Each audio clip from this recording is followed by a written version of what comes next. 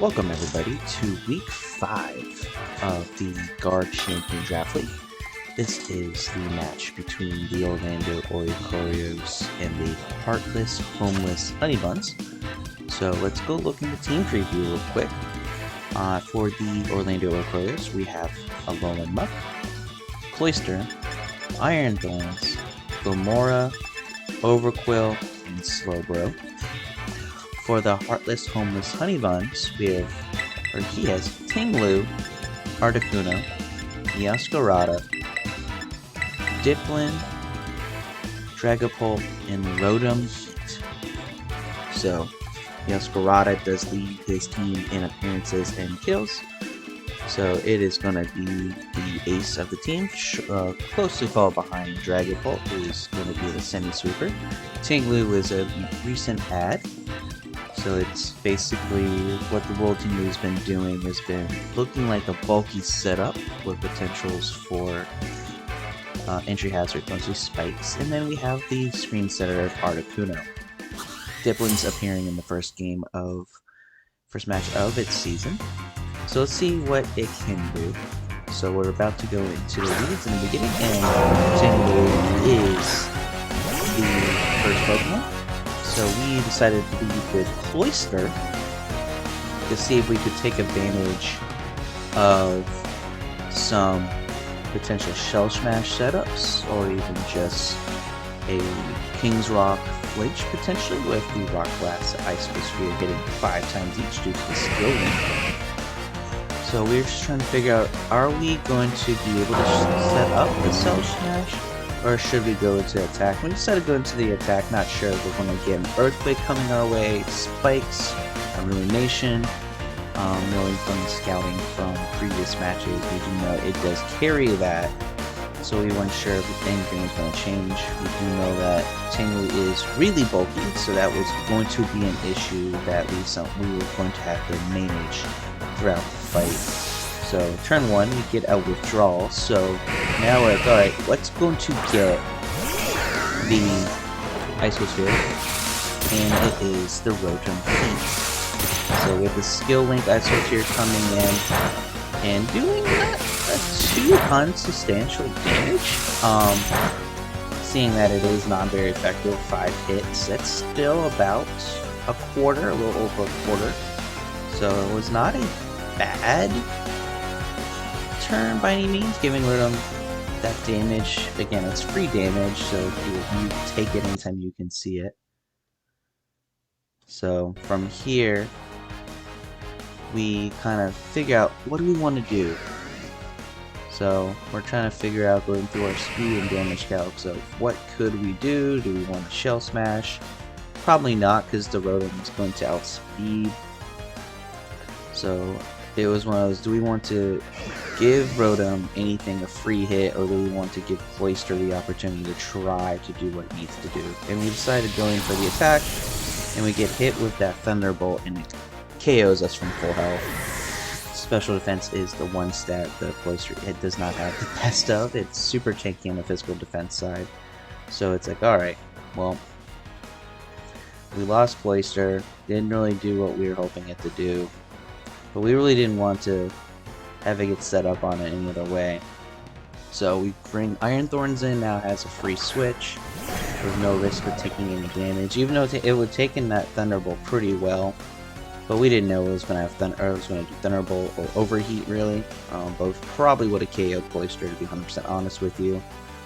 So we do know this Rotom Heat does in the past carried a nasty plot Overheat combination, so we were very cautious on the nasty plot set for the Rotom Heat. But other than that, we knew that it was going to resist the Thunderbolts and any electric moves fairly well, and knowing that we had Rock Blast was not a bad thing. So we decided to set up the Dragon Dance, because it turns out we ended up getting the Rotom Heat switched out because of the fear of a more likely a rock move coming its way. And then that we have Dipplin coming in, lowering our evasiveness. It's not really anything we were too concerned of. So now we have Dragon Dance, so we're +1 speed, +1 attack, which is going to be great. So we are ready. Iron Thorns is going to more than likely stay in, but after saying about Dragon Dance, there's no need to try to get it a switch out just to be cheeky or creative. So we're just gonna pop a pin missile. So we go for the pin missile knowing that we have the loaded dice. We're knowing we're going to get at least 4 every single time. So with that, a 5-hit pin missile does a little under 3/4, closer to 2/3. And we take that Giga Drain pretty well. It is a little over half to us, but the recovery isn't enough for us to be concerned. So we just plug in that pin missile again, and we basically force the Dipplin to be like, either it's going to get KO'd or it's going to switch in and something else is going to take an attack. So we are fairly confident in the pin missile. Now there are Pokemon in the back that would not want to take this, or would want to take the pin missile versus wouldn't. So we are very cautious on what the opponent is going to take. But again, with the pin missile, we know we're going to knock out the Dipplin. So we're confident in at least minimum we get a KO from this turn. Worst case scenario is we get some damage and onto another switch. So it's one of those situations where we're just kind of waiting for our opponent to make a decision and a move to see what the next stages are going to be. And we see that the Dipplin is in, it's going to take the hit. Now we're hoping that the loaded dice does trigger 5 times, because we knew the 4th would not be enough. And there we go, the loaded dice gave us a 5-hit. So we're at a 1-1 KO draw right now. So we now have to see what we're going to get next in terms of the next stage of this battle. So we were waiting for our opponent to bring in the next Pokemon. From here, we are kind of figuring out and calculating in our heads. Alright, we're +1 speed, we're +1 attack. There's some Pokemon we're not going to be able to speed even at the +1, and then if we can just survive the hit, even though we're just below half health, what can we do from that? And it looks like Iron Thorns is definitely giving our opponent some things to think about, because he was definitely going through his 5 options fairly straightforward. And then we go through, we really didn't have much for Dragapult, but he had a Draco Meteor for us, so he gets the KO. So that was a fairly quick turn there, but we just did not want to give anything a free turn. So we now are trying to figure out who can we bring in for this. And then we have really our best options there is this Alolan Muck that has Stab Knockoff. Stab Knockoff should do at least 3/4 if we do go that route. But we're kind of just trying to figure out what else do we have. We have Overquill, but Overquill is just not quite fast enough, especially without the rain. So, but we didn't want to put Slowbro in and eat a Shadow Ball or any other stab ghost moves. So we decided to go with the Alolan Muck.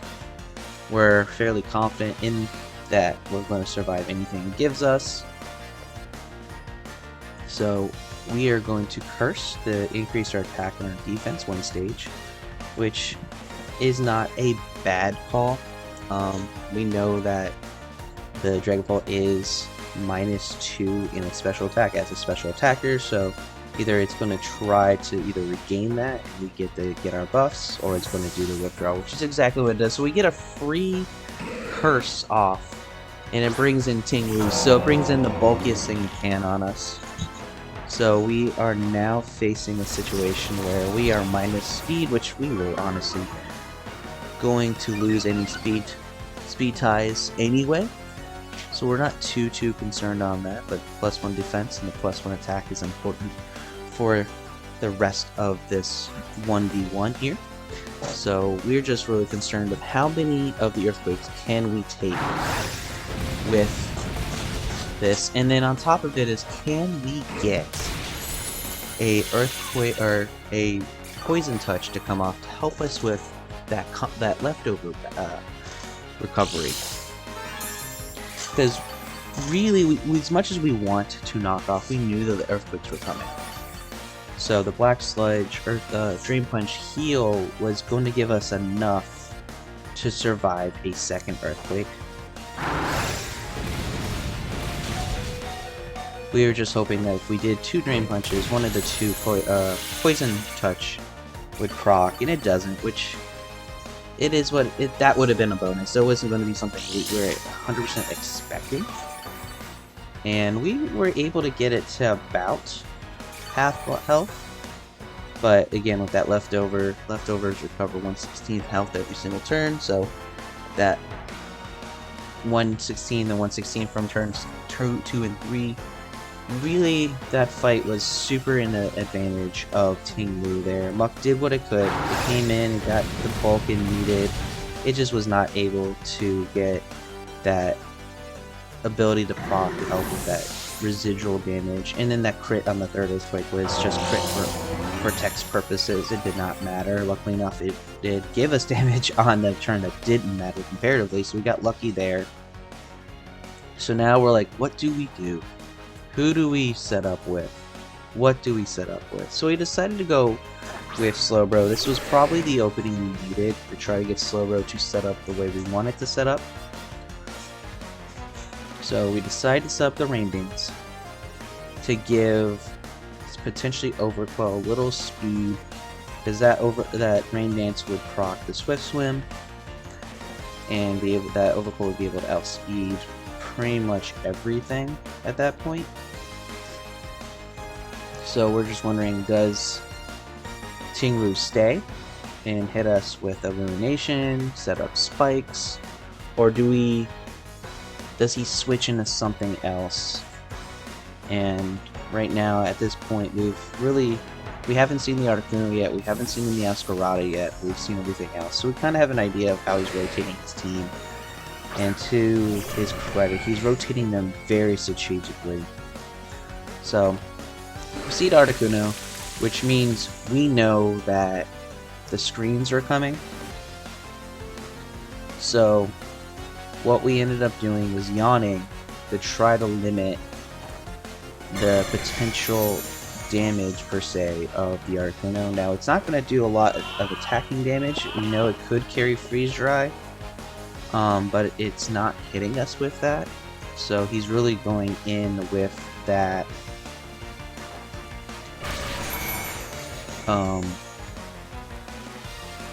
the screen strategy, and he gets both Reflect and Light Screen up. The Yawn triggers, which is fantastic, because that means the Articuno is going down. We can potentially stall out the screens, but it also means we're stalling out our Rain Dances.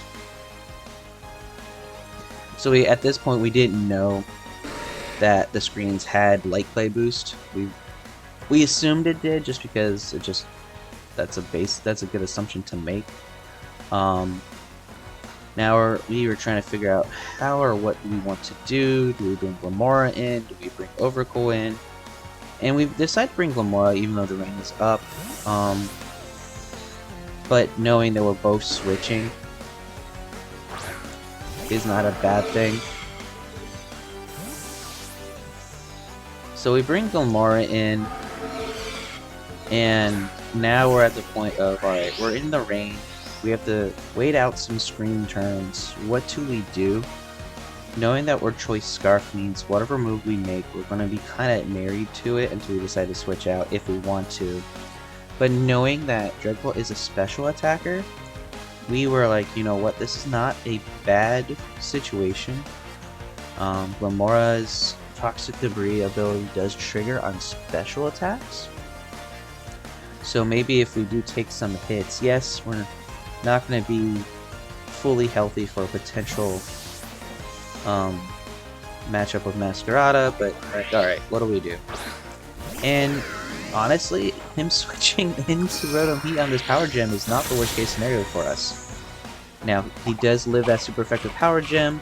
We do see that the Citrus Berry triggers. So, this is not a turn that we were very upset with. We just immediately click Power Gem again, being like, you know what? This is not a bad situation. The screens are up, so we know that the Rotom is going to survive this, but the pressure is still there. And if we get hit with any special moves, we know the Toxic Debris is going to go down. So really, we're at the point where we would prefer a full health Glimmora for the big threat in the back, which is that Meowscarada, because Glimmora now is threatening the Articuno and Meowscarada a little bit. But taking out this Rotom, and that's where having the screens up definitely gave the extra turn, but we got lucky with the Thunder Wave miss. So now we just click Power Gem again, and we just clean up the Rotom.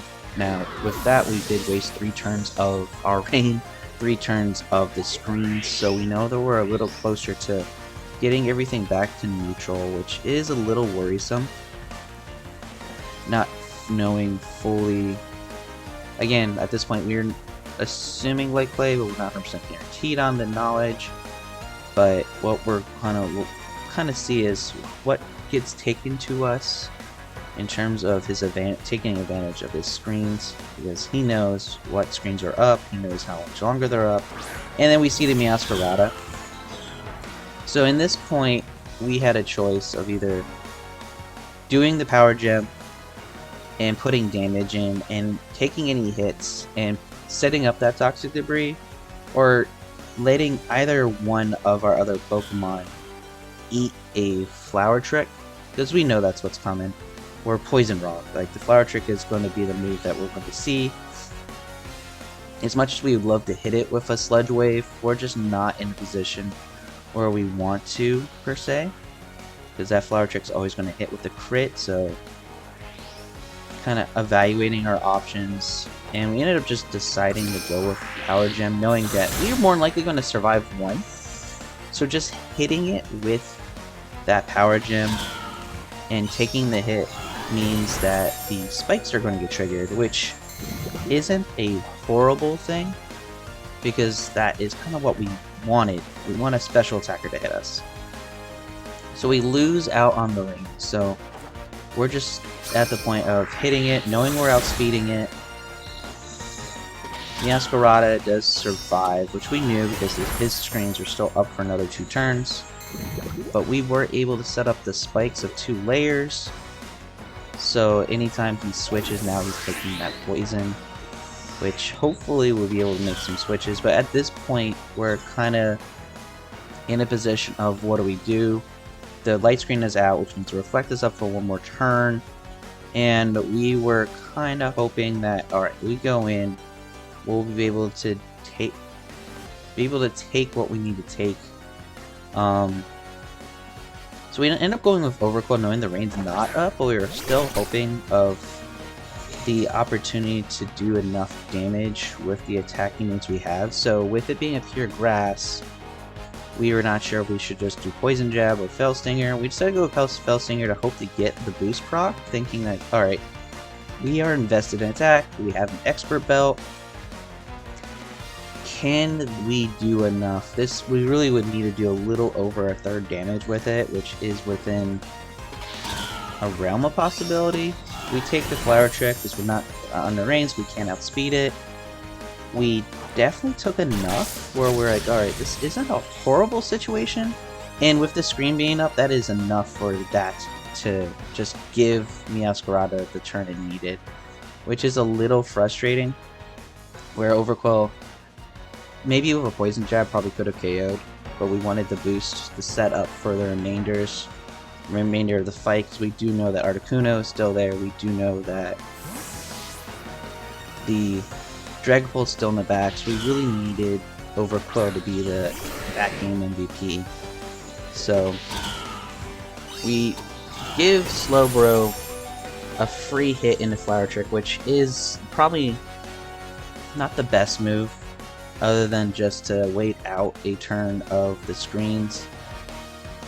Now we're like, alright, well, we might as well we have to sack Slowbro. So a little bit of sequencing out of order, because if we would have done it in slightly different order, we would have had Frame back, which would have given us some setup for other turns, but we ended up setting it up this way to wait it out, which was potentially the play that changed the game.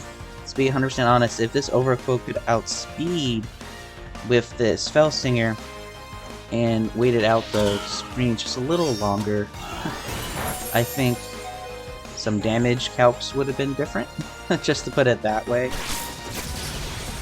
So Overcoat does get the cleanup KO on Meowscarada, but at this point it's going to be Overcoat versus the world with 25 HP, and now we're like, alright, can Overcoat outspeed? And without the rain, we're fairly certain the answer is no, unfortunately, because we know what's coming. It's going to be his fastest secondary sweeper, the Dragapult, and that's because at that point he just needs to just touch a super simple move just to clean up the 25 HP.